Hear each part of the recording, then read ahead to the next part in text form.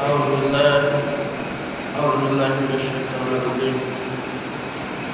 بسم الله الرحمن الرحيم.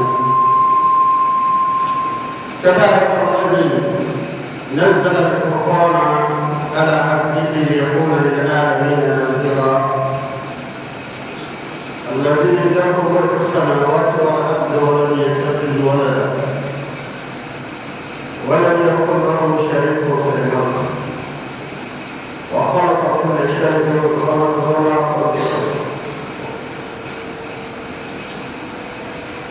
وخلق كل شيء فقدره تقديرا. من يعبد الله فهو المقتدر ومن يضلل فلا تجد له وليا مرشدا.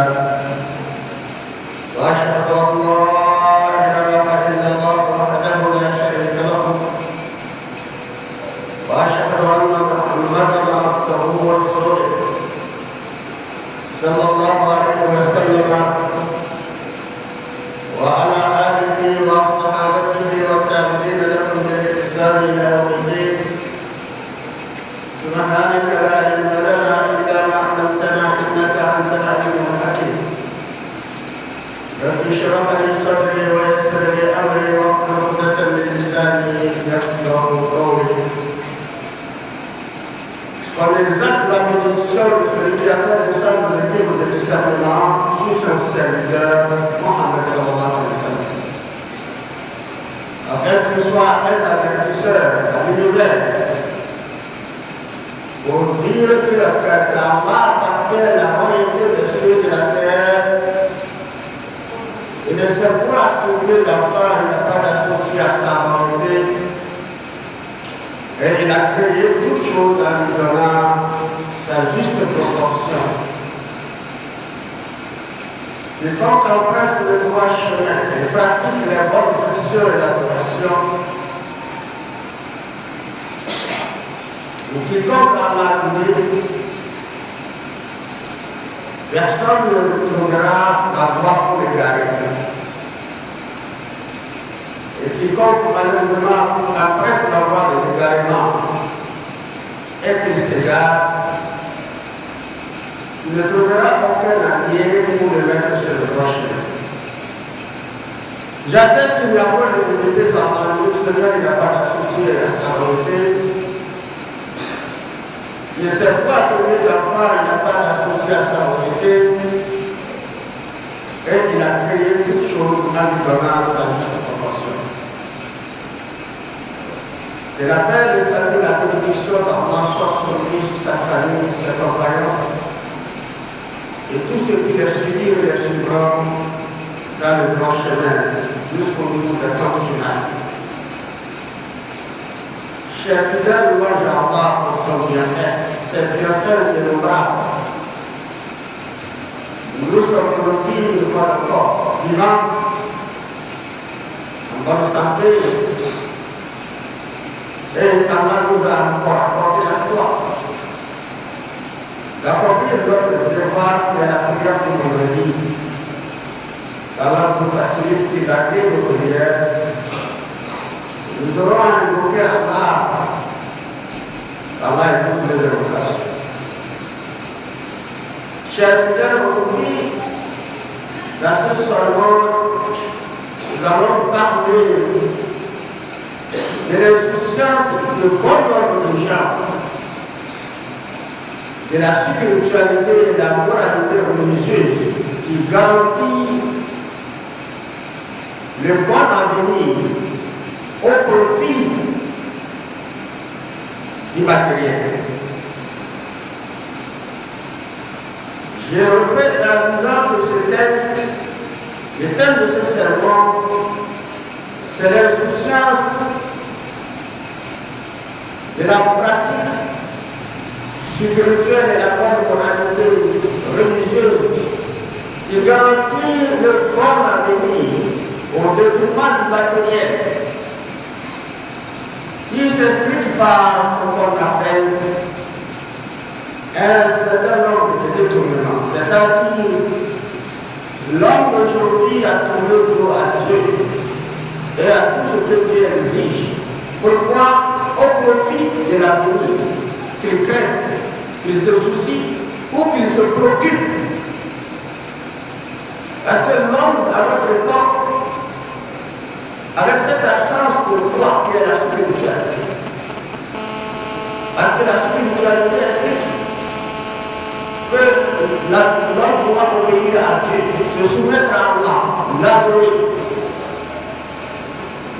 Alors, obéir à nos ordres, à tout ce qui est recommandé comme bon comportement et caractère, obéir à Allah dans le cadre de ses interdits, de tout ce qui nous a été interdit.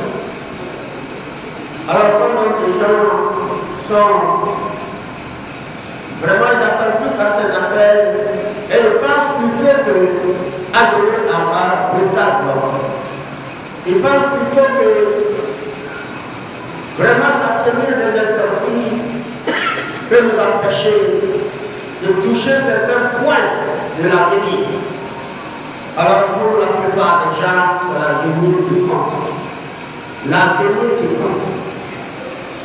Pourtant, en islam, ce que nous expliquent les textes sacrés et tous les savants, l'avenir est inconnu.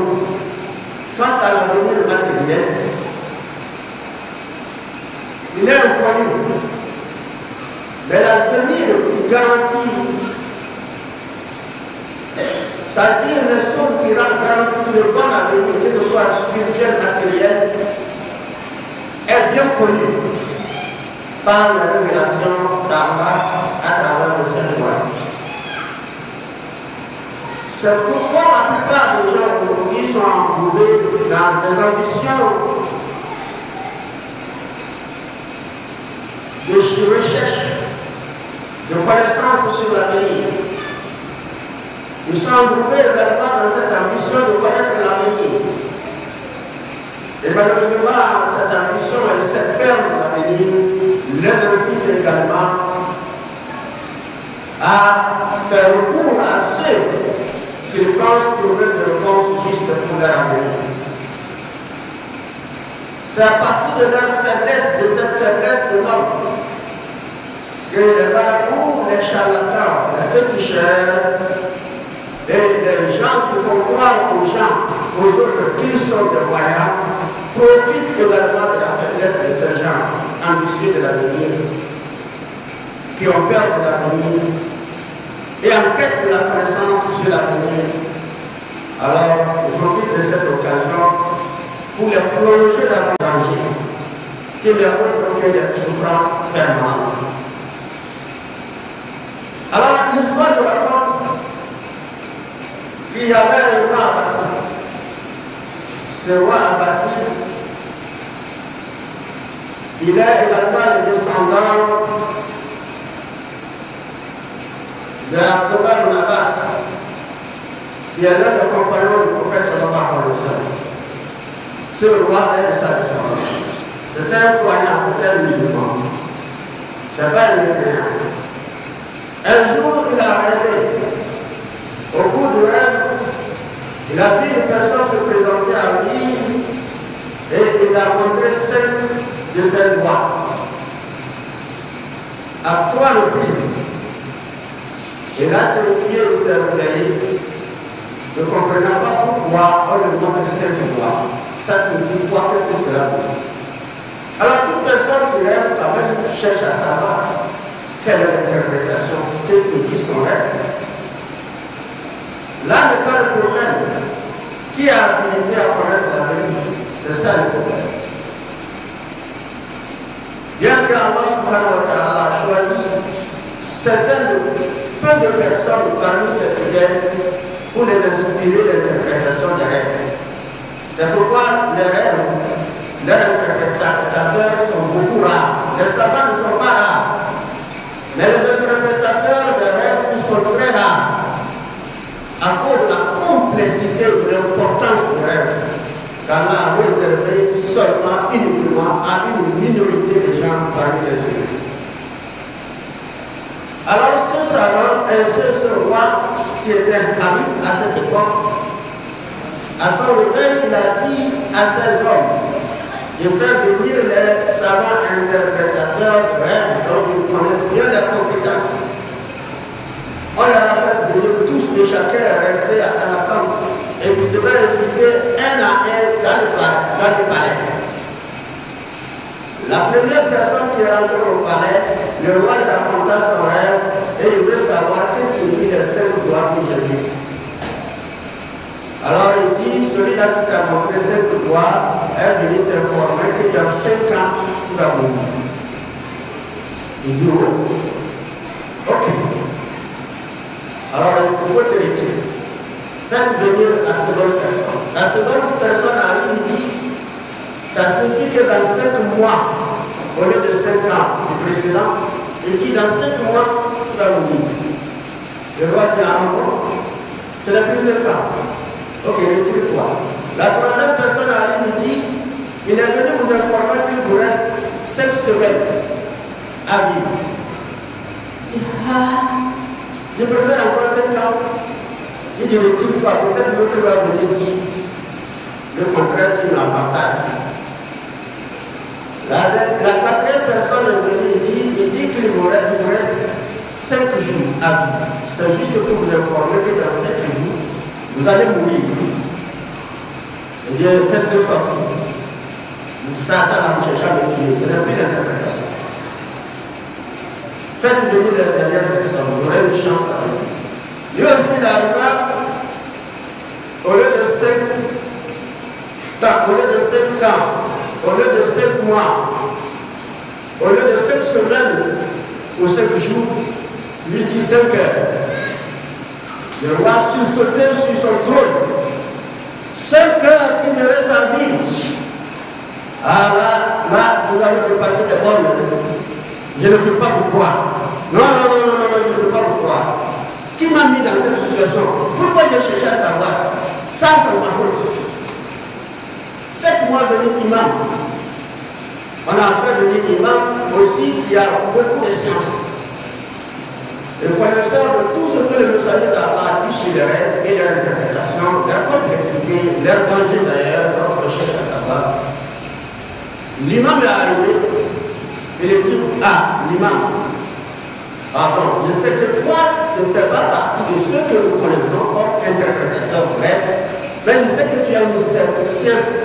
Quand même, pouvoir me dire quelque chose qui va me soulager parce que ce que je viens d'entendre en ce qui concerne les réponses de l'interprétateur, vraiment ça me met dans l'embarras.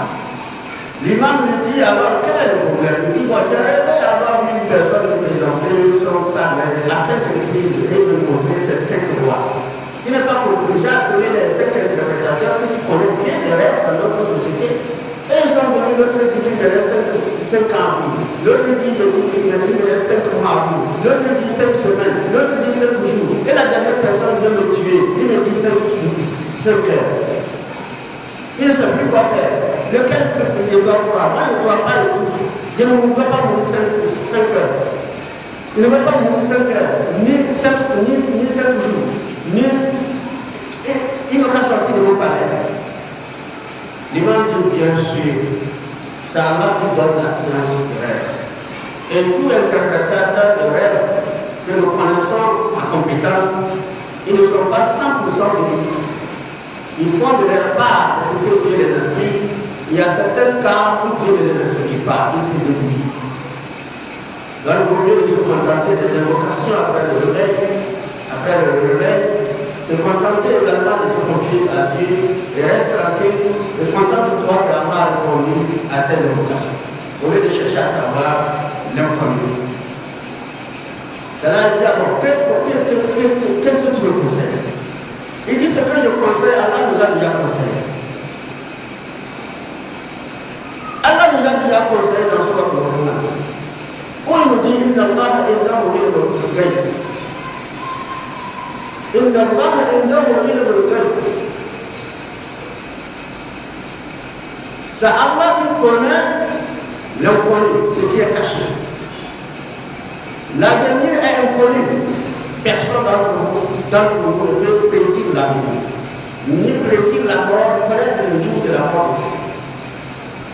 Inna Allah indahu ilmu as-sa'ati wa yunazzilu al-ghayth wa ya'lamu ma fi al-arham wa ma tadri nafsun madha taksibu ghadan wa ma tadri nafsun إن الله عليم خبير.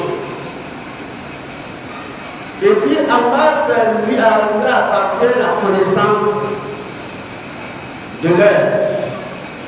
La connaissance de l'heure est auprès d'Allah. La connaissance de l'heure est auprès d'Allah. Et celui qui fait descendre la pluie salvatrice. Parce qu'il connaît le temps, les météorologues ne se débrouillent que lorsque toutes les prévisions sont prêtes, c'est ça ils voient. Mais ce qu'ils font avant que tout soit vu, pour confirmer qu'il doit pleuvoir, ils ne le savent pas. C'est Allah qui le sait. Alors cette pluie sera contenue de quoi? Du bien ou du mal? Personne ne sait. Aucun météorologue ne peut savoir.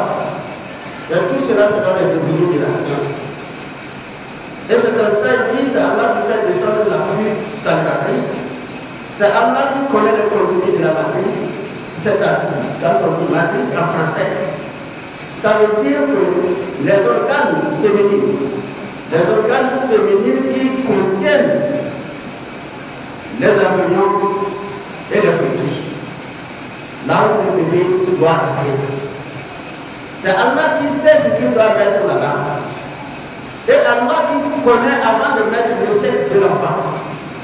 C'est Allah qui connaît avant que l'enfant ne grandisse son destin, son avenir. Qu'est-ce qu'il a réservé? Allah seul le sait. Personne ne peut le savoir. Mais quand l'enfant sera né, la préoccupation de son père, c'est son avenir. Il veut que son enfant soit ici. Mais Allah lui a prescrit cette conduite. Tout ce que tu cherches, ça ne fait que te faire souffrir. Tout ce que tu veux que l'enfant soit, il ne fait que te faire souffrir. Fais le ton effort, confie-toi à Allah et souhaite que ce soit un bon avenir. Mais ne te bats pas pour ça, ne meurs pas pour ça, ne perds pas la foi pour ça. C'est dans ce contexte qu'il dit alors, c'est Allah qui connaît, qui appartient à la connaissance de l'heure. Personne ne sait ce qu'il arrivera demain et personne ne sait sur quelle terre il mourra. Là où nous sommes tous assis, on ne parle pas de demain. Allah nous a ajouté et nous dit demain. Mais nous, lorsque nous revenons à nous aussi, on se dit les heures prochaines, qu'est-ce que nous allons gagner? Depuis le matin, nous savons, nous pouvons faire le bilan de ce que nous avons gagné, et que ce soit l'argent. Que ce soit le matériel, on peut le faire le bilan depuis le matin, j'ai gagné 40 000, j'ai gagné 10 000, j'ai gagné 20 000, j'ai gagné. Mais les heures qui suivent, ce que je vais gagner, je ne sais plus.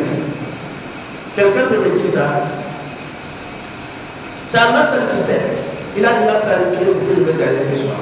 C'est ainsi que demain, c'est lui qui sait ce que chacun va acquérir. Nous dormons avec plein de programmes matériels et financiers. Et lorsque nous nous réveillons le matin, notre souhait, c'est de gagner. Et pour gagner, garantir notre avenir et l'avenir de nos enfants. C'est ça qui nous préoccupe. Notre souci se focalise là. Et on évolue dans ce course-là, dans cette situation. Et pourtant, l'imam l'a déjà dit, le verset, il a compris. Et l'imam a conclu par dire, alors, je voudrais te dire, tu as mal dormi. Tu as mal pensé pour dormir, Allah t'a éprouvé.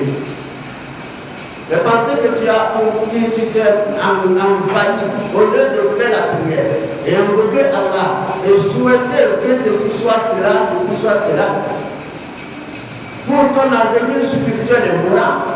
Parce que si tu as une bonne spiritualité, si tu étais un roi qui craint Dieu, si tu étais un roi honnête, si tu étais un roi qui obéit aux ordres d'Allah et évite les interdits d'Allah, l'injustice, si tu évites l'injustice, tu évites la malhonnêteté, qu'Allah interdit à tous les humains en tant que roi, alors l'avenir matériel nous est garanti, ton pouvoir serait garanti.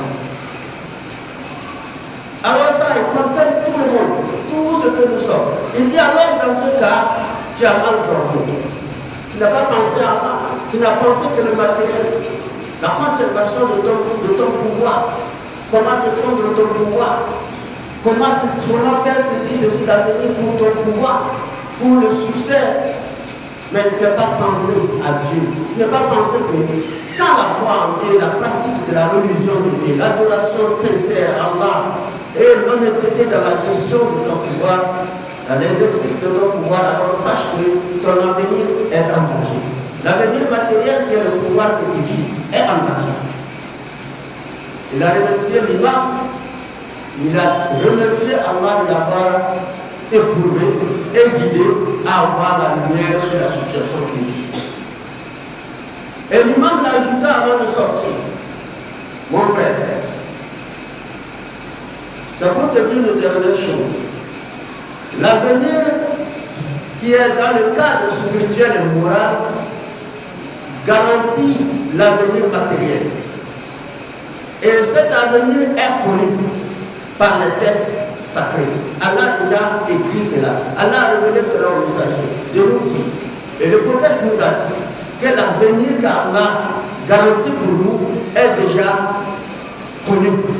Mais l'avenir que vous essayez de prédire, ou que vous cherchez les gens à vous prédire, est un avenir inconnu. Un avenir inconnu, une perte de temps, et qui peut vous entraîner au danger, en danger. C'est dans ce contexte que l'imam a cité encore les derniers versets qu'il devait les citer. وَإِنَّمَا أَنَا بَشَرٌ مِثْلُكُمْ يُوحَى إِلَيَّ أَنَّمَا إِلَٰهُكُمْ إِلَٰهٌ وَاحِدٌ فَمَنْ كَانَ يَرْجُو لِقَاءَ رَبِّهِ فَلْيَعْمَلْ عَمَلًا صَالِحًا وَلَا يُشْرِكْ بِعِبَادَةِ رَبِّهِ أَحَدًا. Allah dit au prophète de nous dire, à travers ces versets coraniques, et dit moi, je ne suis qu'un être humain comme vous. Je ne suis pas un ange, je ne suis pas divin. Je ne suis que comme vous, je suis comme vous. Mais la différence qu'il y a entre vous et moi, c'est que Allah m'a révélé des choses. Allah m'a révélé ses paroles. C'est un nombre de paroles qui garantiront votre bon avenir, ici-bas et dans le monde. Et il nous a révélé les paroles de vous mettre en garde de l'avenir inconnu et de l'avenir incertain, qui n'est autre que le matin. C'est dans ce cas il dit, je ne suis qu'un être humain comme vous. Il m'a été révélé que votre Dieu est un Dieu unique. Et ne le donnez aucun associé dans votre adoration. Ne l'associez à rien dans votre adoration.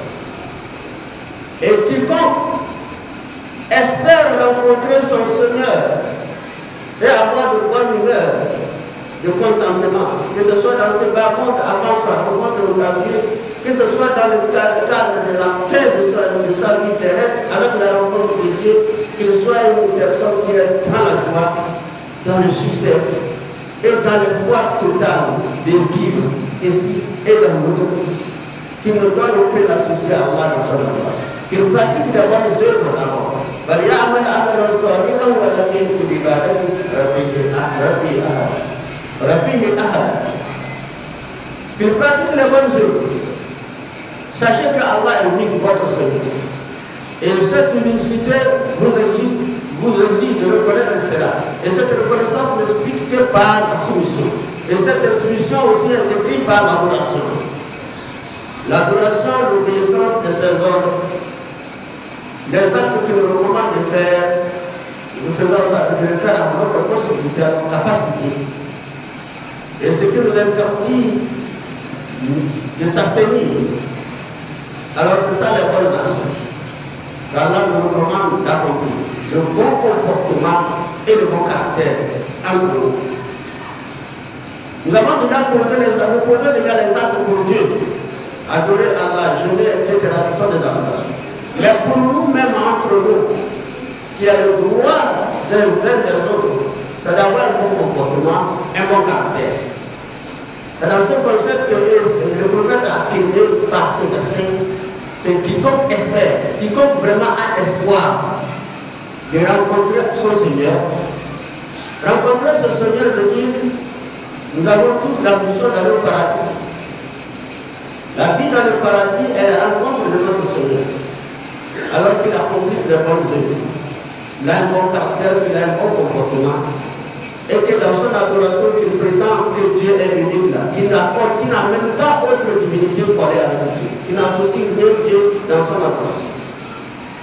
Alors là, la personne a un avenir garanti, que ce soit matériel et dans l'au-delà. C'est dans ce cas qu'on parle de l'avenir déjà connu. Donc Allah ne nous a pas caché l'avenir. Mais l'avenir qu'il nous a caché, c'est le matériel. L'avenir qu'il a déjà garanti pour nous, il nous a déjà dévoilé cela. C'est pourquoi dans le Coran, Allah a dit ربنا آتنا في الدنيا حسنة وما لهم في الآخرة من خلاق. Il y a ceux qui disent ما يقول ربنا آتنا في الدنيا حسنة وما لهم في الآخرة من خلاق. Alors il y a les gens parmi vous qui ne se soucient que le matériel, l'avenir matériel. Dans leur invocation, ils disent Allah, accorde-moi l'argent, Allah, accorde-moi ceci, Allah, accorde-moi ceci, Allah, accorde-moi la santé, Allah, accorde-moi ceci, Allah, accorde-moi ceci, Allah, accorde-moi ceci, Al-Fatiha. Ils n'auront rien dans l'au-delà. Ils n'auront rien, Allah dit, ceux-là n'auront rien dans l'au-delà. Parce qu'ils ont mal placé leur invocation. Et Allah dit plutôt ceux-là qui auront un avenir connu, matériel, dont ils souhaitent dans ce monde et dans l'autre. Que ce soit ainsi, Rabbana, Atina fi dunya hasana, wa fil akhirati hasana, wa qina adhaban nar. Mais sachez que ceux-là qui disent, oh notre Seigneur, accorde-nous une belle part, les moyens, que ce soit la santé, l'argent, etc., pour une belle vie ici-bas, accorde-nous cela. Accorde-nous aussi une belle part dans l'au-delà. La personne a l'ambition de tout. Allah dit alors, ce sont ceux-là qui en ont. Ce sont ceux-là qui en ont fait. Ce sont ceux-là qui ont un avenir déjà connu, qui ne se soucient pas, qui ne se tourmentent pas, qu'ils soient dans le contexte de ce que je les ai recommandé, qui n'est autre que des choses qui garantissent leur avenir matériel et spirituel ou avec l'avenir dans le monde. Parce que la préoccupation de l'insouciance de la spiritualité morale et religieuse que nous faisons allusion dans ces thèmes, c'est que, vous voyez, la plupart des gens ont perdu la tête, même les musulmans. Aujourd'hui, on pouvait dire aux musulmans que ce que vous faites là, ça il faut le temps. Pourtant, il vient de sortir de la mosquée, il a prié. Et de chez vous, vous tirez les gens avec vos arabes là. Vous dites à un musulman que bon, ce que vous avez fait là, c'est pas normal. Normalement, en islam, Dieu dit que arrêtez pour vous là. Arrêtez ça. Vous emmerdez les gens. Pourtant, il vient de sortir du mois des jeunes de la Ramadan. Pourtant, il vient de la Mecque. Tout récemment, fraîchement. Elle vient d'arriver fraîchement. Elle vous dit, laissez pour vous arrêter ça et puis moi ne plus dans ça. Pourtant il est musulman. Alors ce sont des gens qui n'ont que l'esprit là. Ils ont perdu la foi islamique. Ils ont perdu la conscience. Ils n'ont aucun souci de l'au-delà. Ce qui les préoccupe, c'est l'avenir de ces parents. Pourtant cet avenir est connu. C'est pourquoi l'imam a cité au roi ce verset. Lui disant, personne ne sait ce qui va acquérir demain. Nous sommes là avec des pensées, des ambitions, des souhaits. Et nous dormons avec ça. Nous nous réveillons le matin, nous heurtons le danger. Pourtant, ce que nous pensons, ce n'est plus le cas. Nous avons oublié Dieu et Dieu nous a oubliés dans nos circulations. Nous avons oublié Dieu et Dieu a oublié nos santé. Nous avons oublié Dieu, Dieu nous a oubliés dans tous les sens. Parce que toute chose, il faut le faire dans son contexte. Et recevoir également les avantages dans le même contexte. Lorsque nous perdons le contexte, nous perdons les avantages du contexte. Il n'y a même pas de polémique dessus. Alors lorsque l'imam est sorti, il est parti, le roi a remercié Dieu. Il a vraiment loué Dieu pour l'avoir éprouvé par ses rêves et le montrer, le guider, à rencontrer également les interprétateurs dont depuis son rêve a toujours le dos sur eux et toujours croire à leur interprétation. Et parfois, certains le font souffrir. Mais aujourd'hui, il a découvert la vérité. Il n'a plus besoin de ça. Ce qui l'intéresse, c'est Allah. C'est lui, Allah qui définit l'avenir. C'est lui qui a établi l'avenir. C'est lui qui concrétise l'avenir. C'est lui aussi qui change l'avenir. Si Allah le veut. Si Allah veut changer l'avenir. Et l'avenir se change, nous le voyons. Apparemment, nous le voyons. Il n'y a même pas de polémique aussi dessus. Alors, malheureusement, de nos jours, nous oublions l'histoire en tant que musulmans qui devaient tenir cette histoire dans ce cadre et se soucier du spirituel, du moral. Nous, on a oublié l'histoire d'Adam, alayhi salam, et son épouse au paradis. Adam, Dieu l'a tout donné. Dieu l'a tout donné. Dieu l'a privilégié à toutes les créatures. Nous sommes son ascendance. Nous sommes sa descendance. Il est notre ascendant. C'est notre premier père.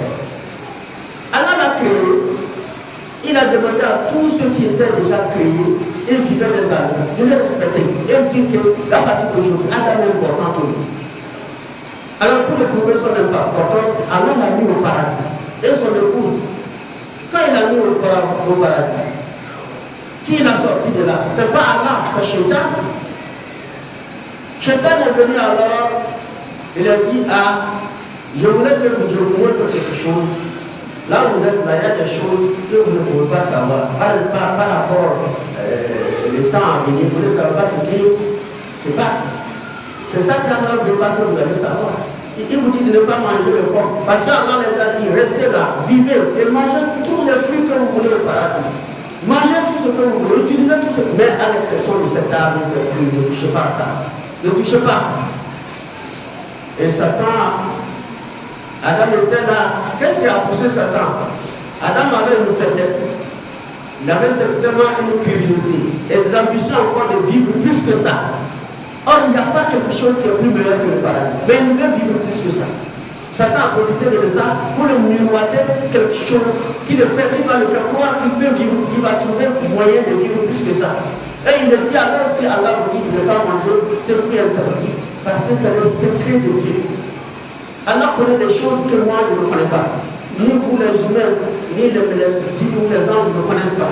Mais lorsque tu vas manger ça, tu seras égal à Dieu. Tu connaîtras l'avenir. Tout ce qui se passe, tu vas connaître. Allah ne veut pas ça. C'est pourquoi il t'a dit de ne pas manger. Ah mon Dieu, bon. Deuxième chose, là où tu es là, il se fait que je vous dis, ne serai plus là. Est-ce que tu étais là? Il dit non. Un jour tu ne serais pas là. Quand tu ne souhaites pas vivre éternellement, Allah dit oui. Il dit alors, mange ça, tu verras. Tu serais éternel comme Dieu, tu ne vas pas mourir. Et sa femme, Adam voulait se décliner de ses conseils, sa femme dit le tous. Il dit en tout cas, qui ne veut pas le bien? Qu'est-ce qui va nous empêcher? Ils ont mangé. Quand ils ont mangé, Allah s'est fâché. Il est sorti de là. Est-ce que le fait de consommer ce fruit-là les a protégés contre Allah? Ils ont plutôt perdu. Beaucoup perdu. Allah les a fait sortir et les fait descendre dans un monde où ils vont travailler, ils vont suer, le soleil va les brûler, ils vont tomber malades et enfin ils vont vivre. Allah les a fait descendre ici. Et nous sommes tous là ici. Alors si on se souvient de cette histoire, nous allons nous dire qu'en réalité, il y a les marchands. Les marchands malhonnêtes du futur, qui sont là, à notre époque, les marchands malhonnêtes du futur, qui nous miroitent le futur. À chaque fois, ils évoquent le futur. Et ils appellent les gens à s'adopter au temps. Et ce temps qui nous invite à s'adopter, c'est quoi? C'est le progrès, le développement, la modernité, la civilisation, l'épanouissement. Tout le monde veut ça. Nous voulons tous vivre le progrès, la modernité. Nous voulons vivre la modernité. Et tout ce qui est moderne, nous voulons avoir l'argent attaché. Si nous avons l'argent, nous l'achetons. Tout ce qui est en ce qui concerne l'architecture moderne, nous voulons construire comme ça. La modernité. Qui ne le veut pas? Comment est-ce qu'il n'y a pas l'argent? Si y en a, nous allons le faire. Alors nous voulons ça. Et tout cela, c'est quoi? C'est pour l'avenir. Alors il faut tout faire pour ne pas souffrir demain. Il faut tout faire pour ne pas souffrir demain. Et là, le roi nous appelle à s'adapter à ces progrès, à ces développements, civilisation, modernité, épanouissement. Ça, nous sommes entourés. Et nous sommes comme ça. Qu'Allah nous guide à sortir. Qu'Allah nous épargne des tentations du Shaitan. Et les acolytes du Shaitan sur la terre qui ne sont autres que des humains réunis. Qu'Allah nous protège contre eux. Qu'Allah nous guide sur le droit chemin, nous facilite à comprendre réellement la nature de ce ballon, la nature du futur matériel que nous visons et les conséquences qui peuvent nous arriver autour de ces futurs ballons. Et nous disons, et chaque jour nous pensons. Allah nous parle de ces ambitions négatives que nous guide sur les ambitions positives. اهدنا الصراط المستقيم صراط الذين انعمت عليهم غير المغضوب عليهم ولا الضالين وقول قولي هذا استغفر الله لي ولكم وسائر المسلمين من كل ذنب واستغفروه انه هو الغفور الرحمن.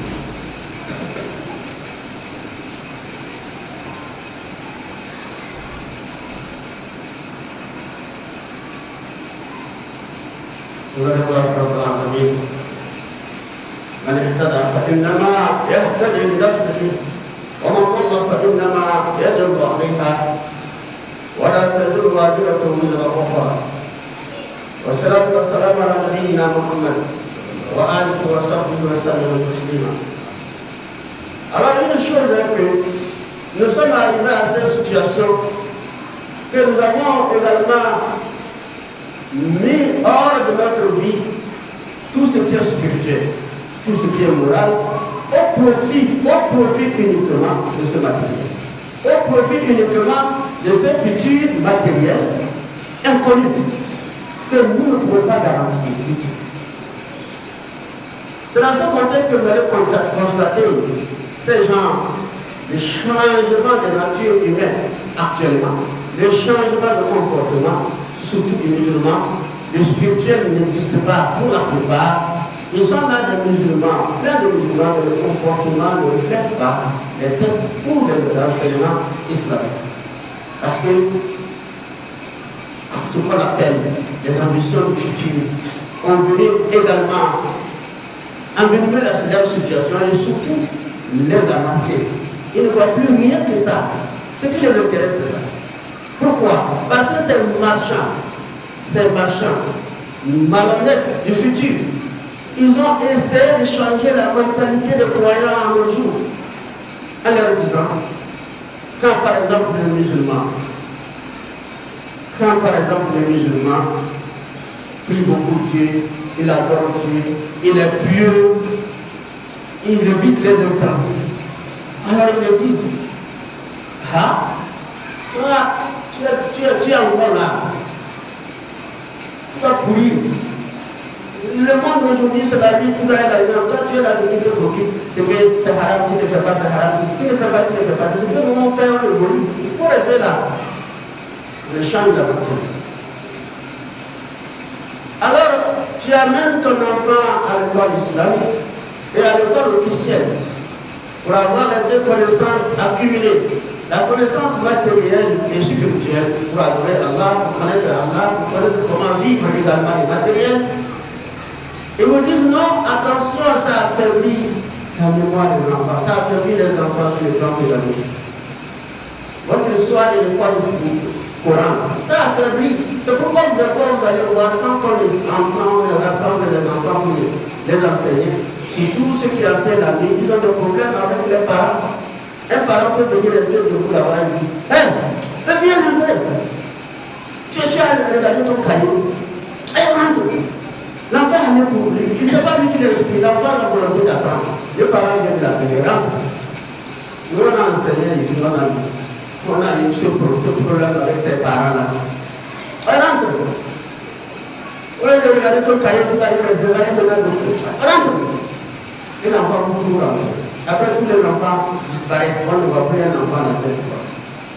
Au niveau de l'école islamique, bien construit, les infrastructures avec des enseignants compétents pour enseigner les gens islamiquement, ça le paraît. On nous dit que non, il va à l'école islamique. Non, attendez.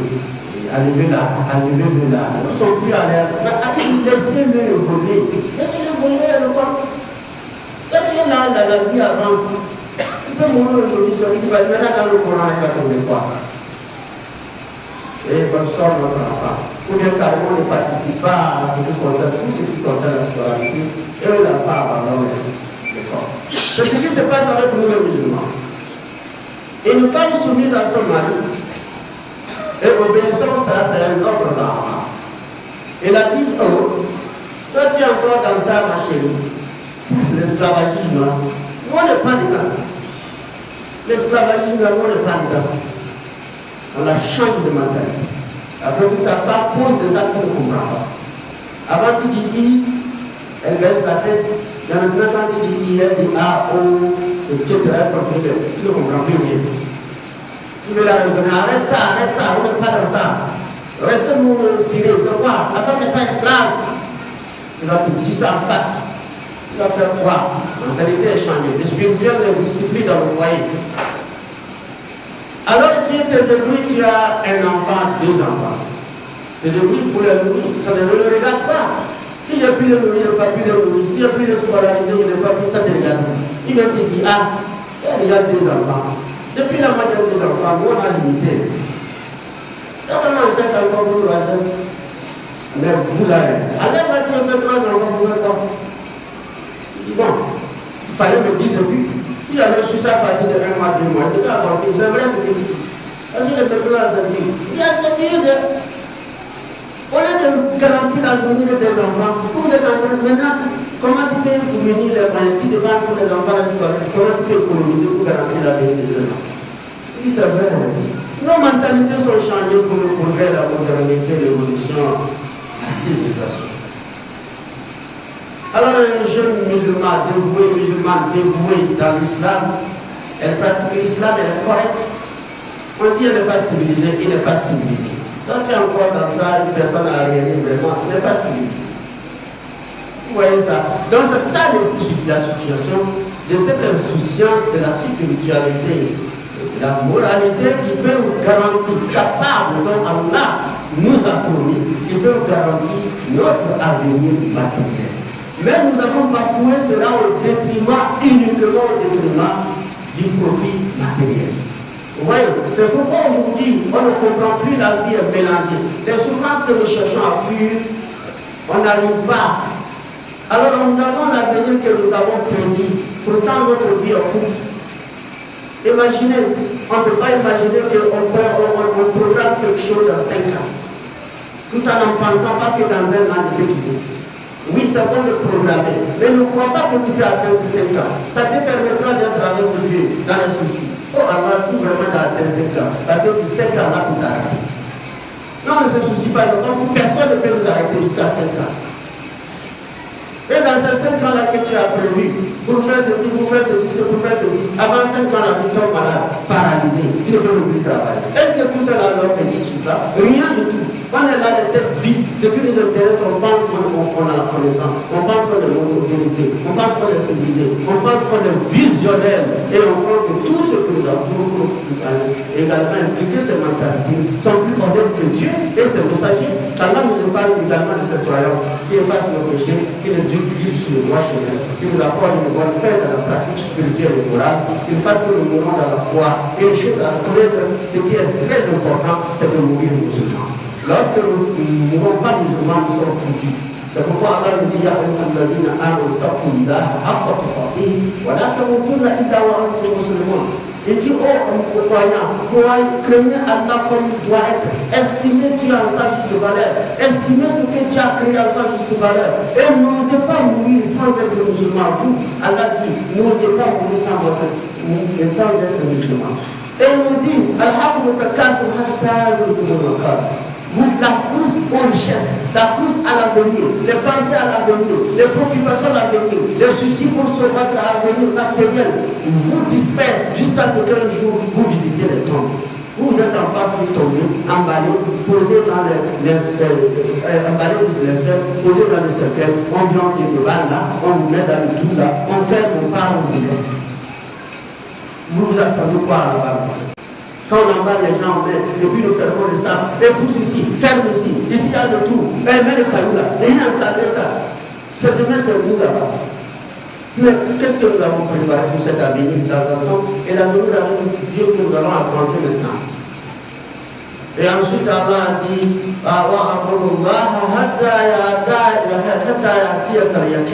adore ton Seigneur jusqu'à ce que tu viennes la mort. Il faut être dans l'adoration, dans le souci de Dieu, la spiritualité, le bon comportement, le caractère, l'ambition d'être également en bonne relation avec Dieu, en bonne relation avec les gens. Et l'ambition matérielle vient en troisième position, jusqu'à ce que la mort vienne te surprendre. Alors, soit dans l'adoration englobe toutes ces recommandations, soit avant que la mort vienne te prendre, sinon tu es perdant, tu es foutu. Allah nous préserve. ويا ربنا اتنا في الدنيا حسنه وفي الاخره حسنه وقنا عذاب النار توفنا مسلما وألقنا بالصالحين ويا مقلب القلوب ثبت قلوبنا على دينك سبحان ربك رب العزه عما يصفون وسلام على المرسلين والحمد لله.